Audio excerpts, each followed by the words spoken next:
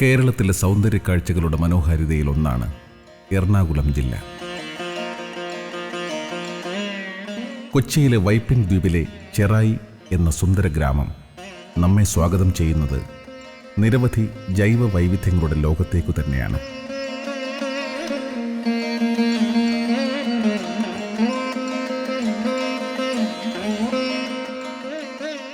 കടൽ തിരകളും കായലോളങ്ങളും ഒന്നു ചേർന്ന് ആനന്ദിപ്പിക്കുന്ന ചെറായി ഗ്രാമത്തിൻ്റെ പുലരുകളും സന്ധ്യകളും നിലാരാത്രികളുമൊക്കെ അത്രമേൽ ചൈതന്യമുള്ളതാകുന്നത് ഇവിടുത്തെ ജനങ്ങളുടെ ഭക്തിസാന്ദ്രമായ ജീവിതചര്യ കൊണ്ട് തന്നെയാണ്.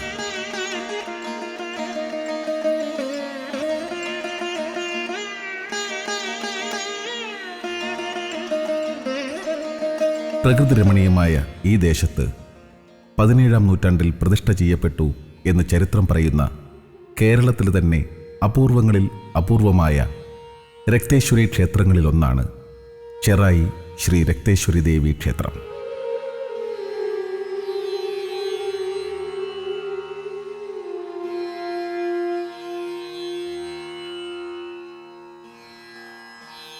ഒരു കാലത്ത് കുടുംബക്ഷേത്രമായിരുന്ന ക്ഷേത്രം പിൽക്കാലത്ത് ഈ ദേശത്തിൻ്റെ മുഴുവൻ പരദേവതയായി മാറുകയായിരുന്നു.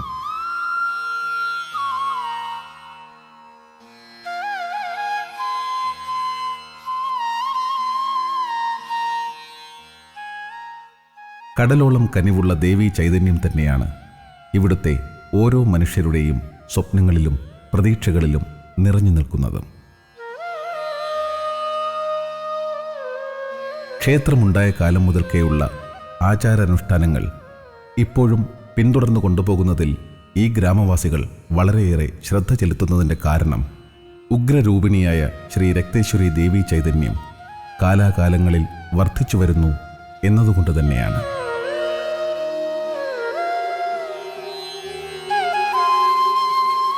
യുഗങ്ങൾക്കപ്പുറത്തുള്ള ദേവീചരിതം പറയുന്നതും അങ്ങനെ തന്നെയാണല്ലോ. അതാത് കാലഘട്ടങ്ങളിൽ തിന്മകളുടെ മേൽ സംഹാരതാണ്ഡവം നടത്തി ലോകരക്ഷയ്ക്കായി നന്മയുടെ പ്രകാശം വിടർത്തുന്ന ദേവീ ചൈതന്യം കാളിയായും ഭദ്രയായും ലക്ഷ്മിയായും ദുർഗയായും ചാമുണ്ടേശ്വരിയായും രക്തേശ്വരിയായുമൊക്കെ നമ്മുടെ മുന്നിൽ അവതരിക്കുന്നു.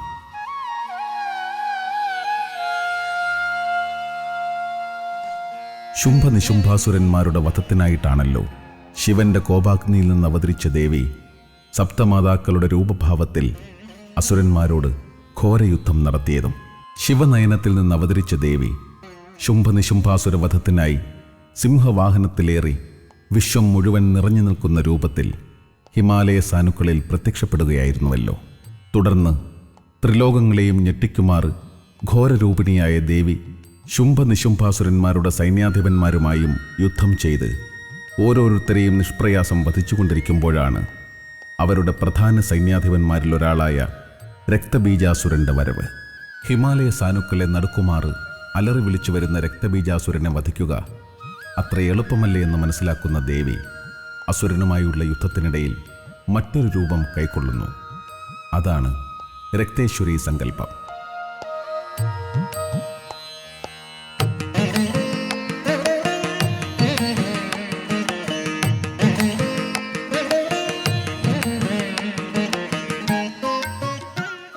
രക്തബീജാസുരന്റെ ശരീരത്തിൽ നിന്നും ഭൂമിയിലേക്ക് വീഴുന്ന ഓരോ തുള്ളി രക്തത്തിൽ നിന്നും പുതിയൊരസുരൻ ജനിക്കുന്നു. അതുകൊണ്ടാണ് ഈ അസുരന് രക്തബീജാസുരൻ എന്ന പേരുണ്ടാകുന്നത്.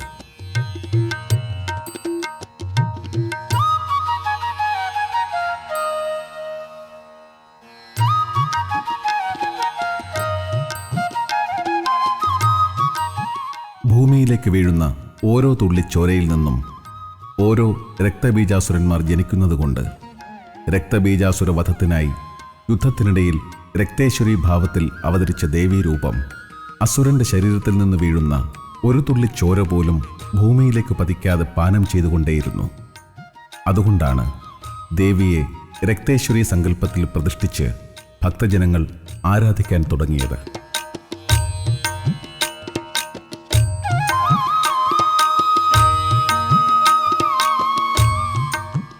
ശുംഭനിശുംഭാസുരന്മാരെ വധിക്കുന്നതുവരെ നീണ്ടുനിന്ന ഘോരയുദ്ധത്തിൽ ദേവി പിന്നെയും വിവിധ ഭാവങ്ങളിൽ അവതരിച്ചുവെന്നാണ് പറയപ്പെടുന്നത്. ഇതിനെ സപ്തമാതാക്കളുടെ അവതാരമെന്നാണ് വിശേഷിപ്പിക്കുന്നത്. ഇങ്ങനെയുള്ള സപ്തമാതാക്കളിൽ ഒരാളായ ഉഗ്രരൂപിണിയായ ശ്രീ രക്തേശ്വരി ദേവിയെ തന്നെയാണ് ചെറായി ക്ഷേത്രത്തിൽ പ്രതിഷ്ഠിച്ച് ആരാധിക്കുന്നുവെന്നതാണ് ഈ ക്ഷേത്രത്തിൻ്റെ ഏറ്റവും വലിയ പ്രത്യേകതകളിൽ ഒന്ന്. അതുകൊണ്ട് തന്നെ ചെറായി ശ്രീ രക്തേശ്വരി ദേവീ ദർശനം സർവപാപമുക്തിക്കും തിന്മകളിൽ നിന്ന് നന്മകളിലേക്കുള്ള പ്രയാണം നടത്തി കർമ്മവഴികൾ വിശുദ്ധമാക്കുന്നതിനും അത്യുത്തമമാണ് എന്ന് പഴമക്കാർ പറയുന്നു.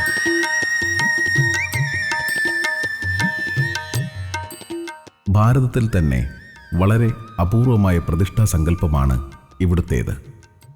മഹാത്രിപുരസുന്ദരിയായ ദേവി ഉഗ്രരൂപിണിയായി രക്തവർണമായ കടലിനുമീതെ സിംഹവാഹനത്തിൽ ഇരിക്കുന്നു എന്നാണ് സങ്കല്പം. അങ്ങനെ കടലോളം വലുപ്പമുള്ള ദേവി ഈ ദേശക്കാർക്ക് കടലോളം കനിവുള്ള ദേവിയായും മാറുന്നു.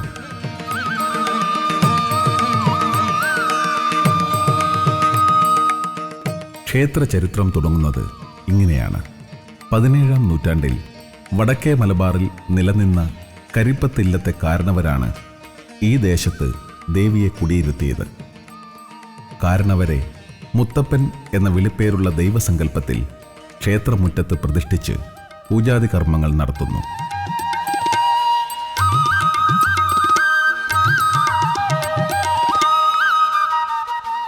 കരിപ്പത്തില്ലത്തെ കാരണവരായിരിക്കുമ്പോൾ തന്നെ വേദപഠനങ്ങളിലും കളരി അഭ്യാസങ്ങളിലും താന്ത്രിക വിദ്യ പഠിക്കുന്നതിലും അതീവ തൽപരനായിരുന്ന മുത്തപ്പൻ കാരണവർ കരിപ്പത്തില്ലത്തുനിന്നു തന്നെ വേളി കഴിക്കുകയും ചെയ്തു.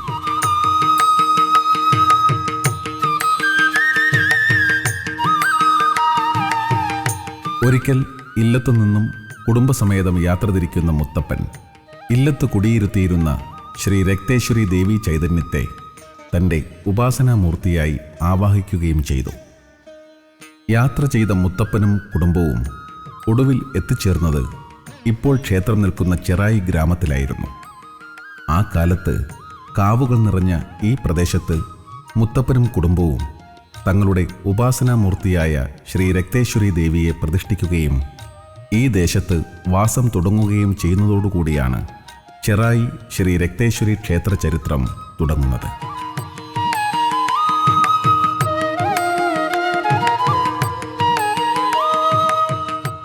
ദേവിയുടെ അപാര ചൈതന്യം അനുഭവിച്ചറിഞ്ഞ പുളിയാമ്പുള്ളി തമ്പുരാനായിരുന്നു ആ കാലത്തെ ആദ്യത്തെ ക്ഷേത്രം നിർമ്മിച്ചത്.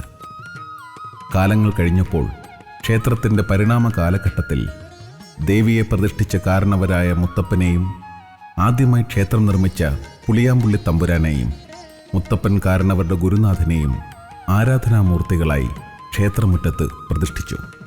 ഈ 3 ദൈവചൈതന്യങ്ങൾക്ക് മുന്നിലും മറ്റനേകം പൂജകളും നിവേദ്യങ്ങളും നടത്തിവരുന്നു.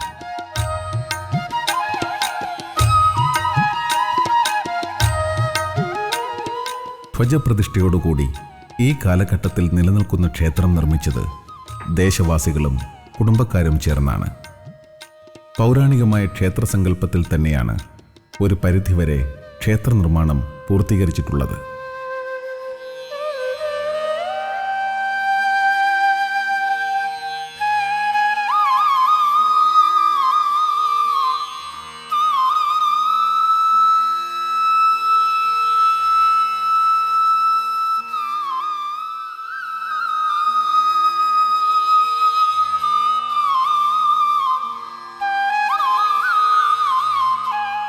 ലോഹത്തിൽ പൊതിഞ്ഞ കൊടിമരച്ചുവട്ടിൽ ദേവിയുടെ വിവിധ ഭാവങ്ങളുടെ പ്രതിഷ്ഠകൾ കണ്ടുതൊഴാം.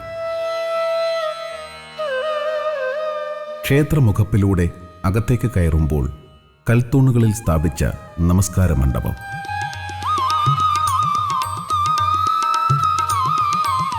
നമസ്കാര മണ്ഡപത്തിൻ്റെ മേൽക്കൂരകളിൽ പൗരാണിക ക്ഷേത്രങ്ങളിലേതെന്നതുപോലെ തടിയിൽ കൊത്തിയ ചിത്രപ്പണികളും കാണാം. നമസ്കാര മണ്ഡപത്തിനു മുന്നിൽ നിന്ന് ശ്രീകോവിലിനുള്ളിലെ ശ്രീ രക്തേശ്വരി ദേവിയെ തൊഴാം.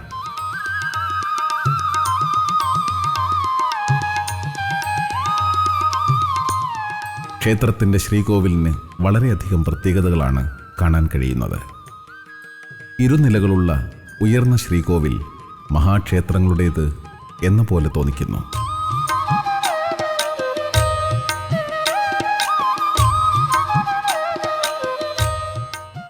രക്തേശ്വരി ദർശന പുണ്യത്തിനായി എത്തുന്നവർക്ക് ഉപദൈവങ്ങളായ ഗണപതി ഭഗവാനെയും ധർമ്മശാസ്താവിനെയും വണങ്ങി ദേവിയുടെ പരിവാരമൂർത്തികളായി ക്ഷേത്രകാവിൽ കുടികൊള്ളുന്ന നാഗരാജാവ്, സുന്ദരയക്ഷി, കരുനാഗയക്ഷി എന്നീ ദൈവങ്ങളുടെ ദർശനഭാഗ്യവുമുണ്ട്.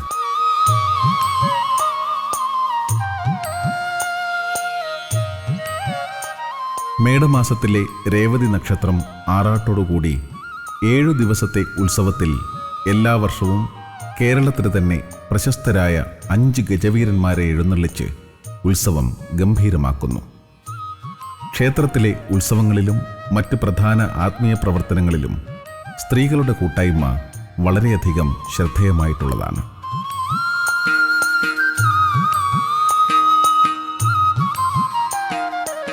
ക്ഷേത്രത്തിൽ നിത്യവും ഗുരുതി നിവേദ്യവും ദേവിയുടെയും മുത്തപ്പൻ്റെയും ഇഷ്ടവഴിപാടായ ത്രിമധുരവും നടത്തിവരുന്നു. ഉഗ്രമൂർത്തിയായ ദേവിക്ക് നെയ്പായസം പ്രധാനപ്പെട്ട വഴിപാടാകുമ്പോൾ മുത്തപ്പനും ഗുരുനാഥനും അട നിവേദ്യമാകുന്നു. ദേവിയുടെ സേവകനായ പുളിയാമ്പുള്ളി തമ്പുരാന്റെ ഇഷ്ടനിവേദ്യങ്ങൾ ഇടികലശം, പൊടികലശം, മദ്യം ചേർന്നുള്ള കലശ നിവേദ്യം എന്നിവയാണ്. ക്ഷേത്രമുറ്റം സായാഹ്നങ്ങളുടെ സങ്കീർത്തനങ്ങളിലേക്ക് അലിഞ്ഞു ചേരുമ്പോൾ ക്ഷേത്രഗോപുരങ്ങൾക്കപ്പുറം ചുവന്ന സൂര്യൻ സന്ധ്യാമന്ത്രങ്ങൾ ഉരുവിട്ട് ചക്രവാളത്തിലേക്ക് യാത്ര തുടങ്ങുകയായി. സൂര്യൻ്റെ ചുവന്ന ശോഭയിൽ കടൽ രക്തനിറമാർന്ന തിരതല്ലുമ്പോൾ ഉഗ്രരൂപിണിയായ ദേവി സിംഹവാഹനപ്പുറത്തേറി ചക്രവാളമാകെ നിറയുകയായി. ക്ഷേത്രമുറ്റത്തെ ആൽത്തറയിൽ ചിരാതുകളിൽ ദീപങ്ങൾ തെളിഞ്ഞു തുടങ്ങുന്നു. ഇനി ദീപാരാധനാവേളയാണ്. ഭക്തജനങ്ങൾ ദേവീ മന്ത്രങ്ങൾ ഉരുവിട്ട് ശ്രീകോവിലിനുള്ളിലേക്ക് നടന്നു.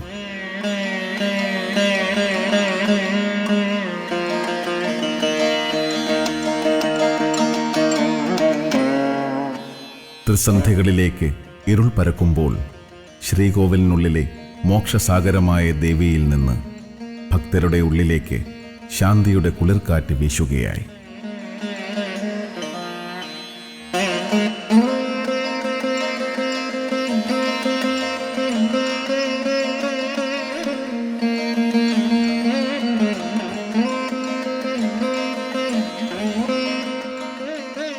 ക്ഷേത്രമണികൾ മുഴങ്ങി.